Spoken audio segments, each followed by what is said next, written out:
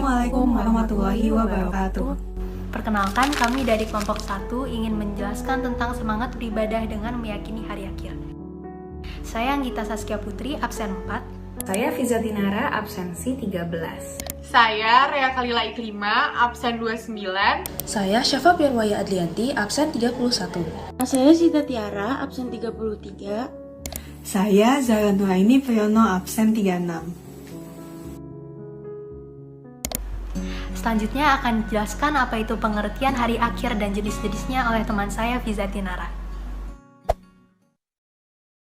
Nah, hari ini saya akan menjelaskan tentang subbab B, yaitu menganalisis dan mengevaluasi makna iman terhadap hari akhir.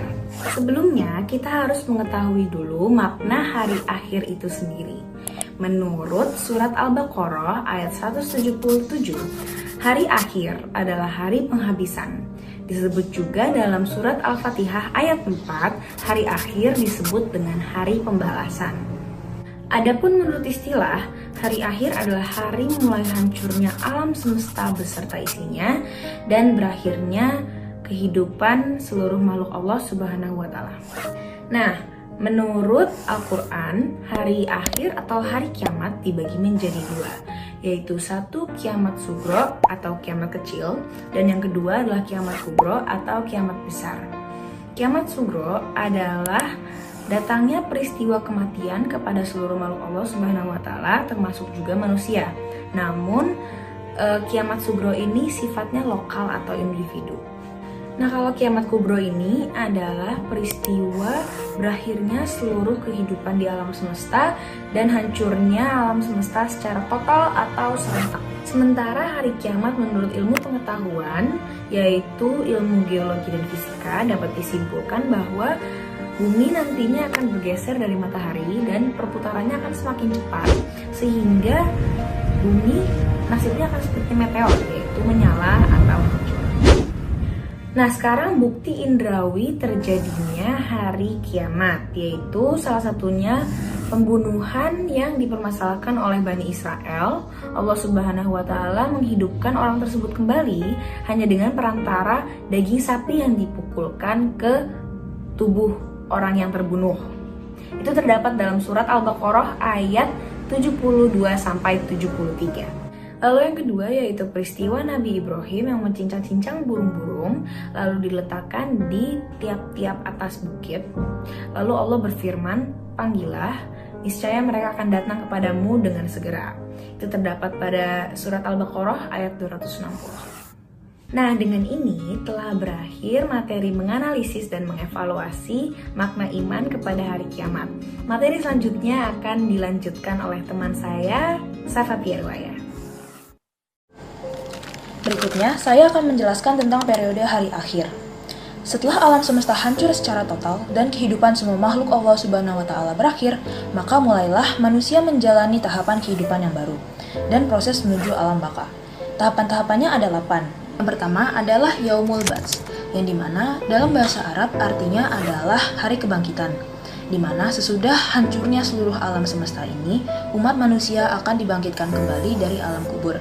Sebagaimana di dalam firman Allah dalam surah Al-Mujadalah ayat 6. Pada hari ketika mereka dibangkitkan Allah Subhanahu wa Ta'ala, semuanya lalu diberitahukannya kepada mereka apa saja yang mereka kerjakan, dan Allah Subhanahu wa Ta'ala mengumpulkan semua amal perbuatan mereka, padahal mereka sudah melupakannya, dan Allah menyaksikan akan segala sesuatu.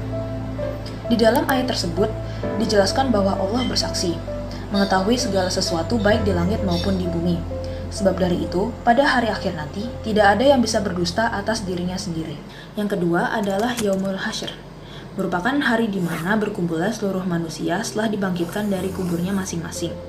Kemudian, semua manusia itu dikumpulkan ke tempat yang sangat luas, yang bernama Padang Mahsyar. Sebagaimana firman Allah Subhanahu wa Ta'ala sebagai berikut. Dan ingatlah, akan hari yang ketika itu kami perjalankan gunung-gunung, dan kamu akan dapat melihat bumi itu datar, dan kami kumpulkan seluruh manusia, dan tidak kami tinggalkan seorang pun dari mereka. Quran Surat Al-Kahfi ayat 47. Yang ketiga adalah buku catatan. Setiap manusia di Padang Mahsyar mempunyai buku catatan yang sudah dicatat oleh malaikat Raqib dan Atid. Buku catatan ini berisi tentang semua perbuatan dan perkataan manusia sewaktu mereka masih hidup di dunia, sebagaimana firman Allah. Dan diletakkan kitab. Lalu akan kamu lihat orang-orang bersalah ketakutan terhadap apa yang tertulis di dalamnya. Dan mereka berkata, "Wahai celaka kami, kitab apakah ini yang tidak melupakan yang kecil dan tidak pula melupakan yang besar, melainkan ia mencatat semuanya. Mereka memperoleh di hadapan mereka apa-apa yang telah mereka kerjakan. Dan Tuhanmu tidak akan menganiaya seorang pun." Quran Surat Al-Kahfi ayat 49. Yang keempat adalah Yaumul Hisab dan Mizan. Yaumul Hisab adalah hari ketika Allah Subhanahu wa Ta'ala memperlihatkan semua amalan di akhirat untuk dihisab. Segala dosa besar dan kecil dihitung dengan saksama dan teliti. Ketika amalan seluruh manusia dihitung, seluruh anggota tubuh kita menjadi saksi. Sebagaimana firman Allah Subhanahu wa Ta'ala, "Pada hari itu, lidah, tangan, dan kaki masing-masing menjadi saksi atas perbuatan yang telah mereka kerjakan." Quran Surat An-Nur ayat 24. Tahapan selanjutnya adalah Mizan. Mizan adalah timbangan yang sangat adil berisi kebajikan dan kejahatan yang telah diperbuat setiap manusia. Setiap manusia ditimbang amalnya dengan seadil-adilnya. Yang kelima adalah Asirat.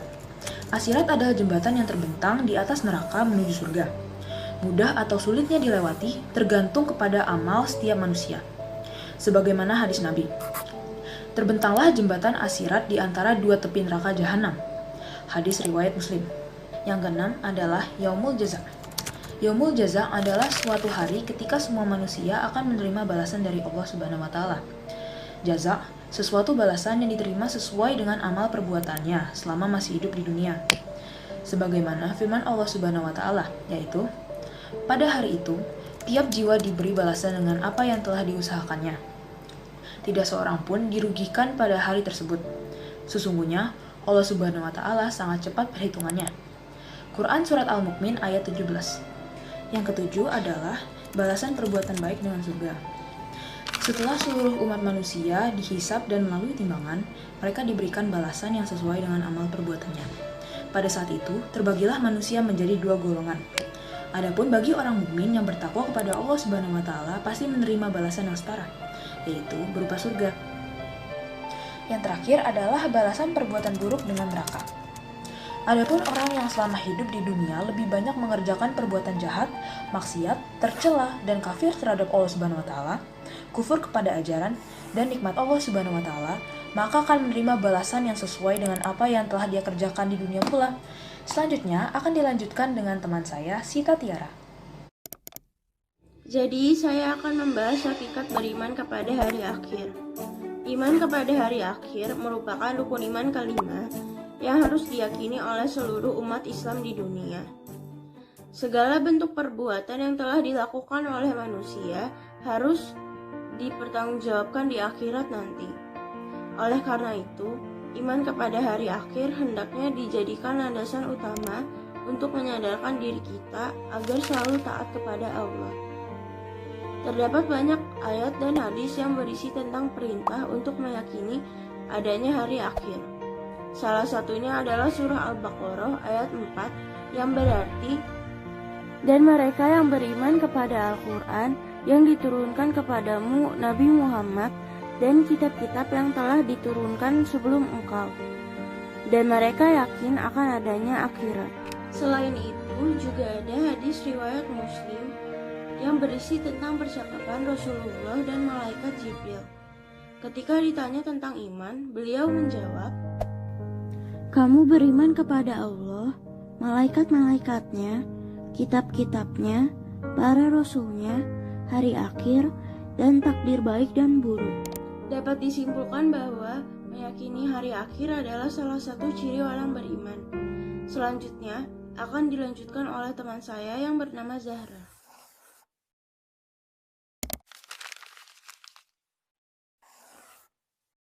Semua ciptaan Allah yang ada di dunia ini pastinya memiliki hikmah.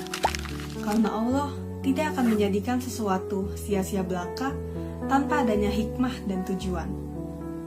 Sama halnya seperti beriman kepada hari akhir, yang tentunya memiliki hikmah di dalamnya. Hikmah beriman kepada hari akhir yang pertama, yaitu dapat meningkatkan keimanan dan ketakwaan seseorang. Kepercayaan kepada hari akhir membuat kehidupan seseorang menjadi lebih teratur. Mereka akan berusaha untuk berbuat baik dan menghindari perbuatan dosa, karena mereka tahu apapun yang mereka lakukan selama di dunia akan dipertanggungjawabkan dan mendapatkan balasan dari Allah Subhanahu wa Ta'ala. Hikmah yang kedua yaitu mendorong kita untuk lebih bersemangat dalam memperbanyak amalan kebaikan. Harus kita sadari bahwa kehidupan di akhirat memerlukan bekal yang cukup. Oleh karena itu, kita menjadi lebih bersemangat dalam memperbanyak amalan kebaikan selama di dunia untuk bekal di akhirat kelak. Hikmah yang ketiga yaitu kita menjadi senantiasa dalam berbuat baik dan menghindari perbuatan dosa yang hanya sia-sia. Karena kita tahu perbuatan dosa hanya akan mengantarkan kita kepada kesengsaraan, sedangkan kebaikan akan mengantarkan kita kepada kegembiraan. Hikmah yang terakhir yaitu mendidik manusia untuk belajar, memprediksi, dan mempersiapkan masa depannya. Kehidupan adalah kehidupan di masa depan yang harus kita persiapkan dengan sebaik-baiknya. Jika tidak, maka masa depan kita akan suram. Jika kita telah mempersiapkan masa depan kita untuk di akhirat mulai dari sekarang dengan sebaik-baiknya, maka otomatis kehidupan masa depan kita di dunia juga akan menjadi lebih baik. Saya, Rea Kalila Iklima, akan menyajikan kaitan antara beriman kepada hari akhir dengan perilaku jujur, bertanggung jawab, serta adil. Nah, untuk beriman dalam jangka waktu yang lama atau yang biasa kita sebut dengan hari akhir, kita harus memiliki bekal dulu dari sini, yaitu amalan kebaikan yang kita lakukan selama di dunia ini. Nah, amalan-amalan tersebut harus sesuai dengan nilai-nilai Islam. Salah satunya kita harus memiliki sifat jujur, adil, dan bertanggung jawab. Kenapa begitu? Karena itu semua adalah akhlak-akhlak yang mulia, akhlak yang akan kita pertanggungjawabkan juga nanti di akhirat. Selain perilaku-perilaku kita yang jahat yang akan dipertanggungjawabkan, yang baik juga akan dipertanggungjawabkan. Dengan kita beriman kepada hari akhir, maka kita akan membiasakan diri untuk memiliki akhlak yang mulia, akhlak atau akhlakul karimah. Karena Allah pernah berfirman dalam surat Al-Bayyinah ayat 7-8. Arti dari surat Al-Bayyinah ayat 7 yaitu sesungguhnya orang-orang yang beriman dan mengerjakan kebajikan, mereka itu adalah sebaik-baiknya makhluk. Dan ada kesimpulan dari ayat 8 dari surat Al-Bayyinah yaitu Allah akan memberikan surga Aden kepada orang-orang yang memiliki sifat yang mengerjakan kebajikan itu. Jadi dengan beriman kepada hari kiamat ini akan menumbuhkan rasa tanggung jawab pada diri kita, yaitu dengan merasa bahwa hidup ini hanya bersifat sementara. Cepat atau lambat kita akan kembali kepada Allah Subhanahu wa Ta'ala. Dengan demikian, kita harus menjalani hidup kita dengan penuh kehati-hatian serta sikap dan perilaku sesuai tuntunan agama.